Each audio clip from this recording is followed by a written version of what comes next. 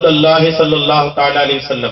بس وقت کافی ہو گیا ہے. میں اپنے موضوع کی آخری کڑی کے پاس آتا ہوں کہ اللہ تبارک و تعالیٰ نے ہمارے غوث اعظم رضی اللہ تعالیٰ عنہ کو الحمدللہ جہاں پر عظیم ولایت کا مقام عطا فرمایا تھا وہیں پر عظیم علمی مقام بھی عطا فرمایا تھا. میرے بیان کے موضوع کی آخری کڑی ہے. آپ اس کو دلچسپی سے سن لیجئے. انشاءاللہ ایک بڑا الحمدللہ ایک موضوع غوث اعظم رضی اللہ تعالیٰ عنہ کے تعلق سے آپ کو ملے گا. حضور غوث اعظم رضی اللہ تعالیٰ عنہ صرف اللہ کے ولی ہی نہیں بلکہ بہترین عالم دین بھی تھے. کسی ولی کے بارے میں بولا یہ عالم دین ہے تو کئی لوگ عجیب و غریب حرکت بھی عالم ہوتے ہیں. میں آپ کو عرض کروں اللہ تبارک و تعالیٰ کسی غیر عالم کو ولی بناتا ہی نہیں ہے. اللہ صرف ولی کس کو بناتا ہے؟ عالم کو. صرف عالم کو ہی ولی بناتا ہے. آپ کو کہ بہت سارے ولی تو ایسے ہوئے تھے جو پڑھے نہیں تھے لیکن اللہ نے بنا دیا, جیسے بشر حافظ رحمۃ اللہ علیہ. شرابی تھے وہ عالم تھوڑی تھے. تو علماء فرماتے ہیں, اعلیٰ حضرت نے خود ارشاد فرمایا ہے کہ اگر اللہ کسی کو ولی بنانا چاہتا ہے تو پہلے اسے ولایت دینے سے پہلے دیکھتا ہے کہ عالم ہے کہ نہیں.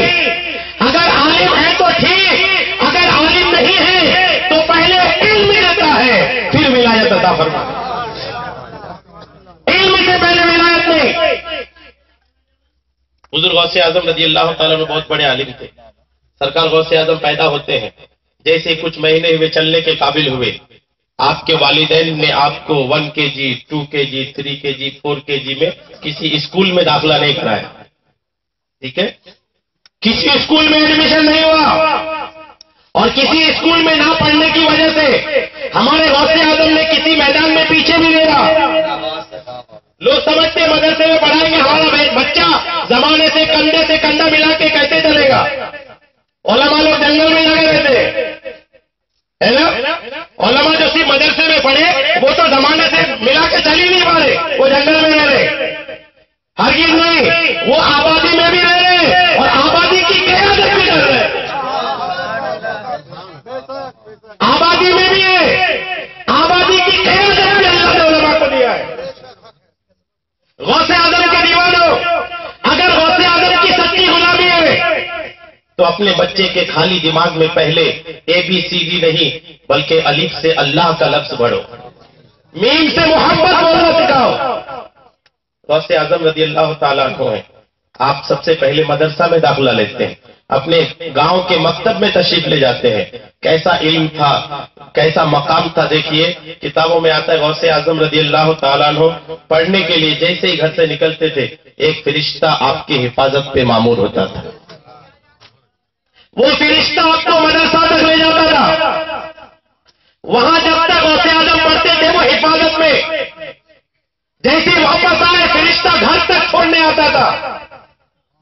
جب حضور غوث اعظم بڑے ہو گئے تو کسی نے پوچھا آپ کو کب پتا چلا تھا کہ آپ اللہ کے ولی ہیں؟ غوث اعظم ارشاد فرماتے ہیں جب میں چھوٹا سا مدرسہ پڑھنے جاتا تھا جیسے ہی میں مدرسہ پہنچتا تھا تو غیب سے آواز آتی تھی اللہ کے ولی کے لیے جگہ خالی کر دو. وہ صدا سنتا تھا, مجھے یقین ہو گیا تھا کہ میں اللہ کا ولی ہوں. مدرسہ پڑھنے آتے تھے. ابتدائی 10-12 سال تک ہمارے غوث اعظم رضی اللہ تعالیٰ عنہ اپنے علاقے کے مدرسے میں پڑھے. والد صاحب کا انتقال ہو گیا. والد کے انتقال کے بعد حضور غوث اعظم رضی اللہ تعالیٰ عنہ کا گھرانہ دین کے معاملے میں تو کافی دولت مند تھے لیکن آپ کا گھرانہ مالی حالت میں اتنا مضبوط نہیں تھا.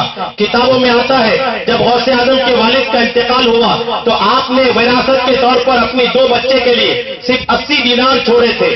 غوث اعظم رضی اللہ تعالیٰ عنہ جب 10 سال سے کچھ عمر آپ کی زیادہ ہوتی ہے, زیادہ علم دین کی جب شوق پیدا ہوا غوث اعظم اپنے والدہ سے عرض کرتے ہیں حضور اما حضور مجھے علم دین حاصل کرنے کے لیے بغداد جانا ہے, آپ اجازت فرمائیں. اس ماں پر قربان وہ ماں عرض کرتی ہے میرے بیٹے جب تمہیں علم حاصل کرنا ہے تو میں آپ کو روکتی نہیں بلکہ آپ کو کھلے دل سے اجازت دیتی ہوں, اور صرف اجازت نہیں تمہارے حصے کا 40 دینار بھی ساتھ لے جاؤ.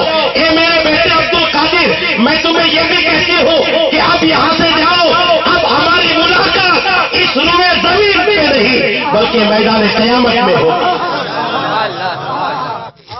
मां को भी ये इल्म है कि आप बेटे से दूसरी मुलाकात नहीं होगी, अब सीधे मैदान क़यामत में मुलाकात होगी। मां को ये पता रहते हुए कि अब बेटे से दूसरी मुलाकात नहीं होगी, उसके बाद भी मां ने अपने बेटे को भेजा तो सिर्फ इसलिए भेजा कि मेरा बेटा दीन की तालीम हासिल कर ले, मेरा बेटा इल्म हासिल कर ले, मेरा बेटा कुछ पढ़ ले। आज वो माएं जो अपनी औलाद को मदरसा सिर्फ इसलिए नहीं भेजती क्या मदरसा भेजेंगे हमारा बेटा पढ़ के मौलाना बनेगा, कितना मिलेगा उसे मस्जिद में, कितना कमाएगा वो, हमारा घर से कैसे चलेगा। उमूमन लोग यूं ही समझते हैं। ये समझने की वजह भी है, ये समझने की वजह हमारी मस्जिद की कमेटियों ने दिया है। हमारी मस्जिद की कमेटियां इमाम के तनख्वाह बढ़ाने पे बड़ा संकोच करती है।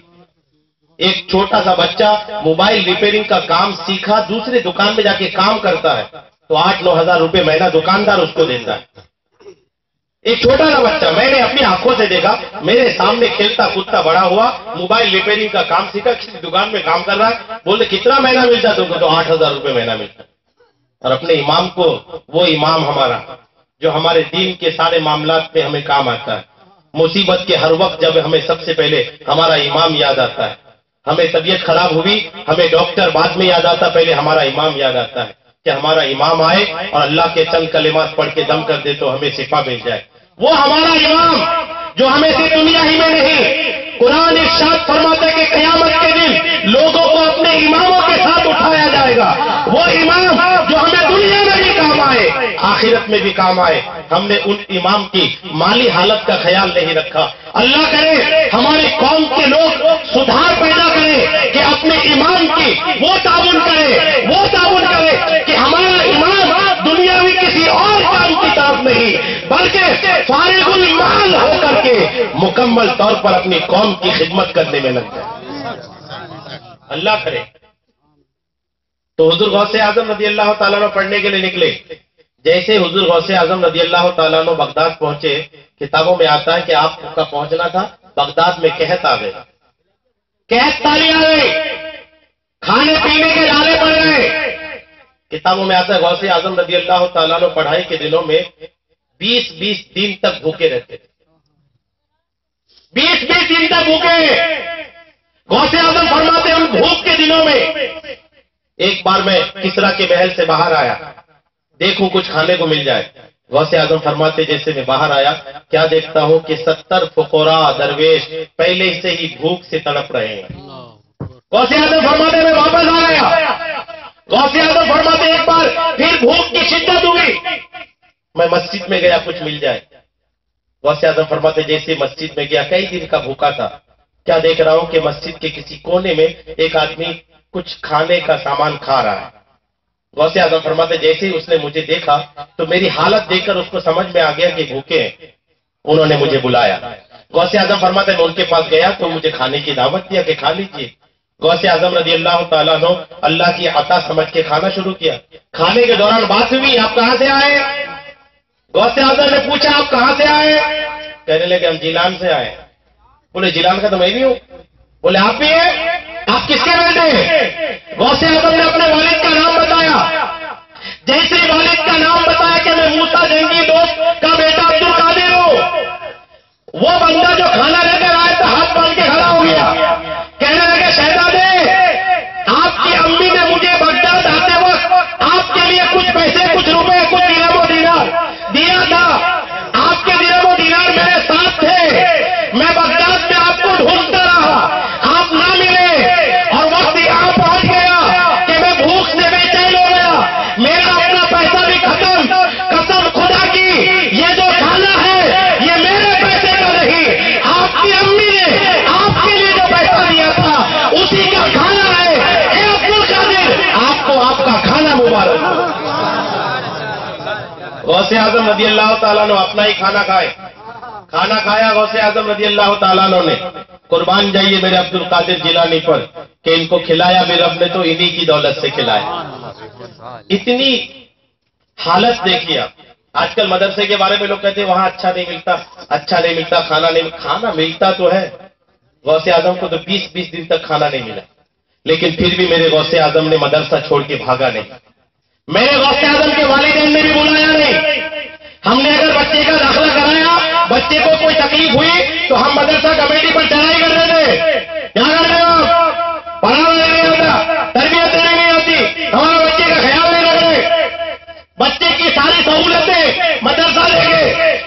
وہ تو چڑھائی کر دے، لیکن قربان جائیے غوث اعظم پر 20 دن تک کھایا رہے، 20 دن تک پیا رہے، بھوک کی شدت ہے، پھر بھی علم دین چھوڑ کے نہیں جا رہے، علم دین حاصل کیے، پڑھے، کئی سال تک آپ الحمدللہ درسگاہ نظامیہ بغداد شریف میں علم حاصل کیا.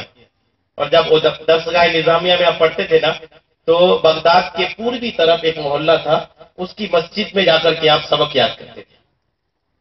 سبق کہاں یاد کرتے تھے؟ مسجد میں. کبھی مسجد میں کبھی جنگل میں. علماء لکھتے ہیں کہ حضور غوث اعظم بغداد کی جس کونے کی مسجد میں، جس محلے کی مسجد میں جا کر اپنا سبق یاد کرتے تھے، وہ مسجد کی دشا، اس مسجد کا سمت مدینے پاک کی طرف تھا. غوث اعظم رضی اللہ تعالیٰ عنہ اسی مسجد میں جا کے پڑھتے تھے، اس نیت سے پڑھتے تھے کہ یہاں پر پڑھتا بھی رہو اور مدینے کی طرف اپنا رخ بھی ہوتا رہے. جس کی سبق یاد کرتے وقت ایسی عقیدت ہو، پھر ان کی یادداشت کا عالم کیا ہوگا. غوث اعظم پڑھ لیے، سمیٹ رہا ہوں میں اپنی باتوں کو. غوث اعظم رضی اللہ تعالیٰ نے پڑھ لیے، عالم بن گئے الحمدللہ.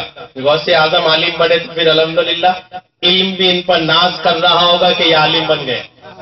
آپ کا اپنا دارالفتہ تھا، آپ کا اپنا مدرسہ تھا. جی ہاں، مدرسے میں جس طرح ایک استاد پڑھاتا ہے، میرے غوث اعظم ویسے آپ اپنے شاگردوں کو پڑھاتے تھے.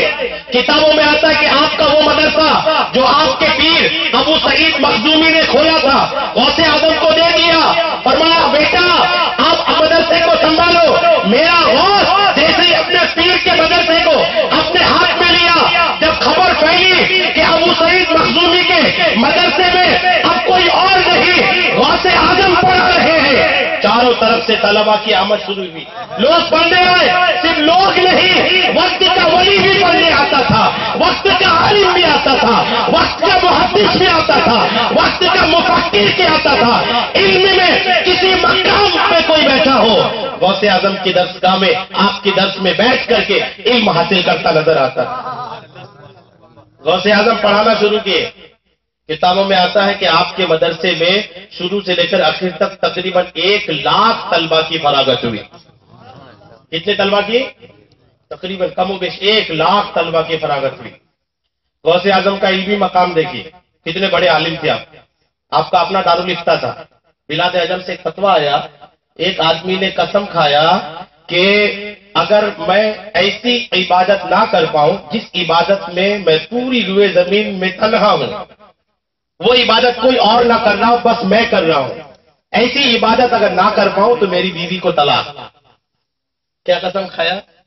ایسی عبادت جو وہ عبادت کرتے وقت پوری روئے زمین پہ میں تنہا رہوں، کوئی اور نہ رہے، ایسی عبادت نہ کر پاؤں تو میری بیوی کو طلاق. بول تو دیا. طلاق دینے والا بولتے وقت تھوڑی گھبراتا ہے، بولتے وقت تو 3 سے زیادہ 30 سے زیادہ بول دیتا ہے. اور بولنے کے بعد پھر مفتیان کرام کی بارگاہ میں آتا ہے، حضرت کوئی راستہ نکال دو، بچ جائے ہماری بیوی. اور جب طلاق دیتے وقت نہیں سمجھ میں آتا کہ یہ طلاق دیں گے تو حالات کیا ہوں گے، پتہ ہی نہیں نا. طلاق کے علم کس کو پتا ہے؟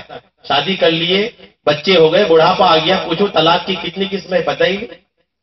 میدان میں آ کے پورا میدان کھیل گئے، میدان کا علم ہی نہیں. جس میدان پہ آپ آئے اس میدان کی تعلیم حاصل کریں. آپ دکان کھولنے والے ہیں، دکان کے تعلق سے اسلام کیا کہتا ہے وہ پتا کریں. آپ شادی کرنا چاہ رہے ہیں، بیوی کے حقوق کے تعلق سے اسلام کیا کہتا ہے اس کا علم حاصل کریں. آپ کی اولاد ہو گئی، اولاد کے کیا حقوق ہوتے ہیں وہ بھی سیکھیے. اب آپ باپ بن گئے، باپ کے کیا حقوق ہوتے ہیں وہ بھی سیکھیے. آپ اپنی زندگی میں جس بھی فیلڈ سے، جس بھی میدان سے آپ کا بالا پڑے، اس میدان پہ قدم بعد میں رکھیے، پہلے اس کا علم حاصل کیجیے. تو اس نے بول تو دیا تھا طلاق. فتویٰ آیا مفتیان کرام کے پاس بغداد شریف میں، کیا کیا جائے. تمام علماء کرام سر پکڑ کے بیٹھ گئے. تم کون سی عبادت کرو گے کہ روئے زمین میں تم اکیلے کرو؟ بس نماز پڑھو گے کوئی تو پڑھ رہا ہوگا، کلمہ پڑھو گے کوئی تو پڑھ رہا ہوگا، تلاوت کرو گے کوئی تو تلاوت کر، کیا کرو گے کیا تم؟ طلاق دے تمہاری بیوی کو، نہیں بجنے والی تمہاری بیوی. سارے مفتیان کرام نے تو یہ بولا. اس وقت ایک ابھرتا ہوا آفتاب ہمارے غوث اعظم نے، امید کی ایک گھڑی ہمارے عبد القادر جیلانی بھی تھے، انہوں نے فتویٰ لکھا حضور غوث اعظم کی بارگاہ میں، حضور کرم فرما دی۔ غوث اعظم کا جواب سنیے، آپ جواب سنیں گے تو کہیں گے بہت آسان تھا، سنیں گے تو آپ کیا بولیں گے؟ بہت آسان تھا۔ غوث اعظم فرماتے تو گھبراتا کیوں ہے؟ تمہاری بیوی بن جائے گی، طلاق واقع نہیں ہونے والی۔ اس کا چہرہ کھل گیا، بیوی بچ گئی۔ بولے کیا کرو حضور؟ فرمایا چلے جاؤ مکہ شریف، طواف کرنے کی جگہ کو خالی کر دو اور خود اکیلے طواف کر لو۔ طواف ایک ایسی عبادت ہے جو صرف مکہ میں ہوتا ہے، مکہ کے علاوہ کعبے کے علاوہ کہیں طواف نہیں ہوتا۔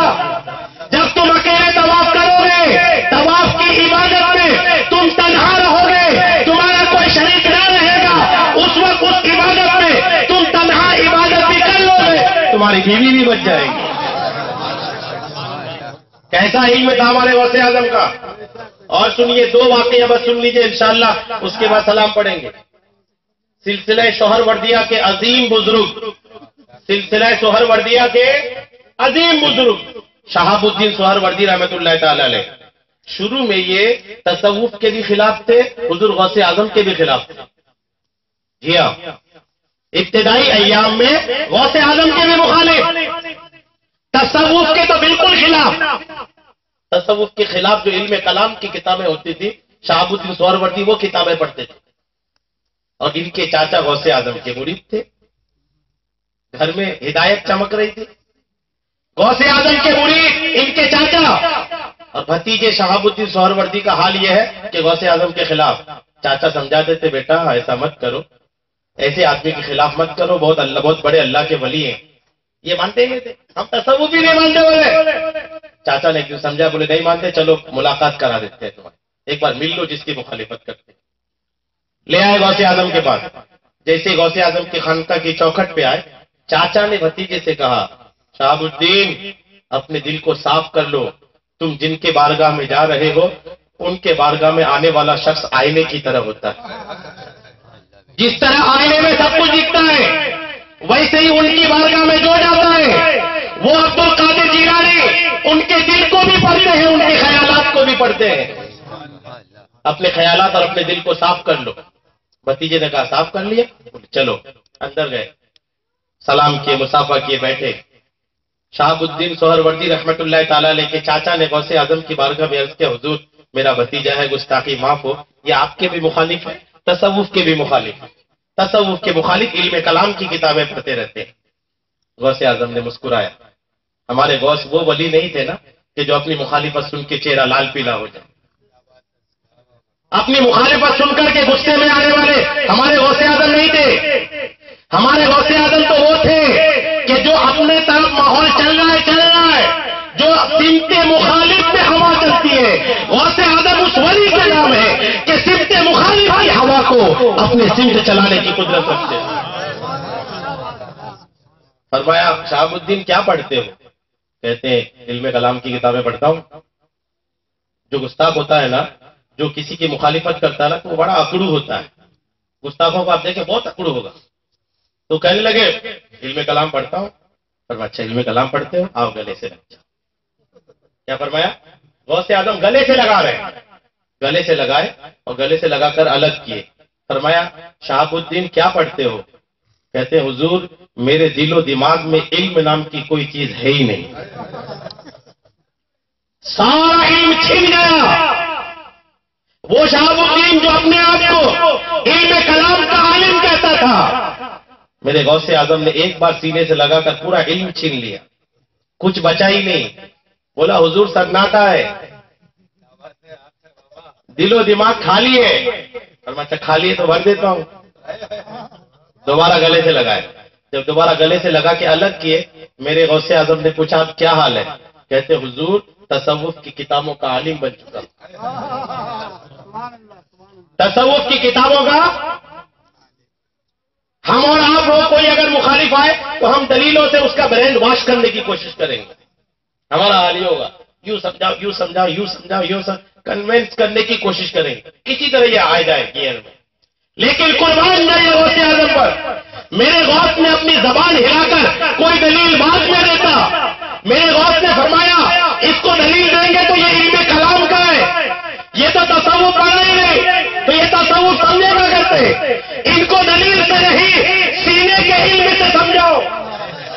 ایک بار سینے سے لگایا برا علم لے لیا، دوبارہ سینے سے لگایا سارا اچھا علم اپنے سینے سے ان کے سینے میں منتقل فرما. تصوف کے عالم دین بن گئے، چلے گئے، اور ایسا چلے کہ الحمدللہ سلسلے سہر وردیہ کے امام بن کر نکلے. آخری واقعہ دیکھیں، علامہ ابن جوزی رحمۃ اللہ تعالی علیہ کا نام کس نے نہ سنا ہوگا؟ بڑا نام ہے علمی دنیا میں. علمی دنیا میں ابن جوزی مطلب بہت بڑا نام ہے. یہ شروع میں غوث اعظم کے خلاف تھے، پہلا عالم جنہوں نے غوث اعظم کے خلاف کتاب لکھا. کتاب کا نام تلبیس ابلیس. معاذ اللہ. شیخ عبدالحق محدث دہلوی رحمۃ اللہ تعالی علیہ فرماتے ہیں اتفاق سے وہ کتاب میرے پاس کسی نے لا کے دیا، میں نے اس کو پڑھا تو 3 دن تک بخار نہیں اتری. گستاخیاں تھی، وہ گستاخیاں پڑھ کے یہ حال ہوا ہے، اور گستاخوں سے ہماری دوستی رہتی ہے. وہ لوگ جو گستاخی رسول مشہور ہیں وہ ہمارے دوستی کے قابل نہیں، ہماری صحبت کے بھی قابل نہیں. شیخ عبدالحق محدث دہلوی رحمۃ اللہ علیہ فرماتے اس کتاب کو میں پڑھا 3 دن تک بخار نہیں، جلوا دیا کتاب کو. اس کتاب کا لکھنے والا ابن جوزی شروع میں سخت مخالف تھا، سخت مخالف.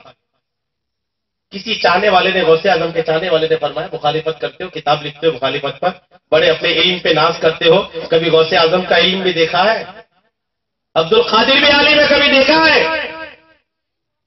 چلو جل کے دیکھو ان کی محفل میں. کسی چاہنے والے نے ابن جوزی کو لے کر کے آیا ساتھ میں، دھیان سے سنیے گا، ساتھ میں لے کر کے آئے. اس وقت غوث اعظم رضی اللہ تعالیٰ عنہ علم تفسیر پڑھا رہے تھے.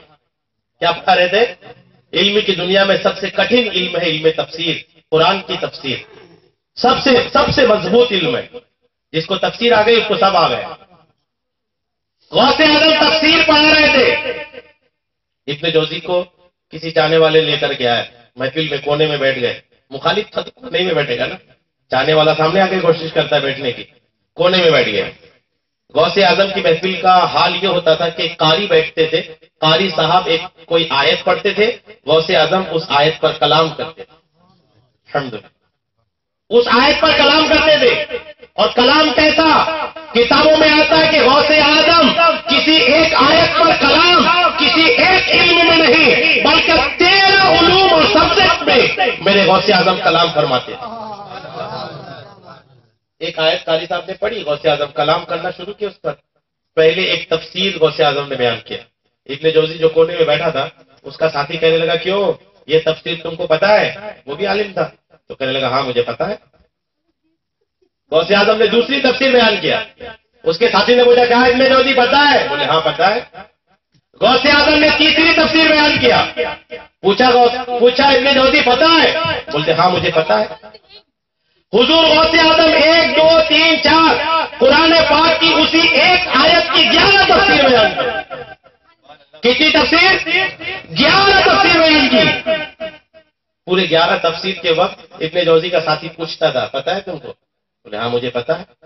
جب 11 کے بعد میرے غوث اعظم کا نورانی قافلہ آگے بڑھتا ہے، 11 کے بعد میرے غوث اعظم کے علم کی روشنی اور پھوٹتی ہے. غوث اعظم 12ویں تفسیر بیان کرتے ہیں. جب 12ویں تفسیر بیان کیا، 12ویں والے آقا کی اولاد جب 12ویں تفسیر بیان کرتے ہیں، 12ویں سے فیض شروع ہو جاتا ہے. 12ویں تفسیر بیان کیا. ابن جوزی کے ساتھی نے پوچھا تمہیں پتا ہے؟ ابن جوزی کہتا لا عالم، مجھے پتا نہیں ہے. غوث اعظم 13 14 15 آپ رکتے نہیں ہیں. 12ویں کا فیض شروع ہو چکا تھا. میرا غوث اسی محفل میں بیٹھ کر قرآن کی اسی آیت کی 40 تفسیر بیان کرتے ہیں. پوری 40 تفسیر بیان کر کے جب میرا غوث رکتے ہیں، ابن جوزی کا ساتھی 11 کے بعد ہر بار پوچھتا تھا اے ابن جوزی پتا ہے؟ ہر بار وہ کہتا تھا لا عالم، مجھے یہ تفسیر نہیں پتا.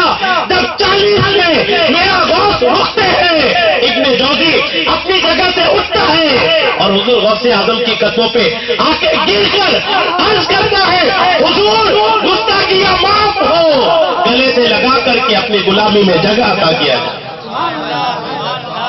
کیسا علم غوث اعظم، یہ کچھ چند مثالیں تھیں، ورنہ تو الحمدللہ غوث اعظم کی علمی دنیا کے اتنے ستارے ہیں کہ اس کو الحمدللہ بکھیرتا جائے تو لوگ اس سے فیضیاب ہوتے رہے، لیکن وقت کا بھی تقاضا ہے، آپ کو صبح اٹھ کے کام دھندے پر بھی جانا ہے، آپ یوں ہی غلامی غوث میں اپنی زندگی جینے کی کوشش کیجیے، علماء کی قربت اپنائیے۔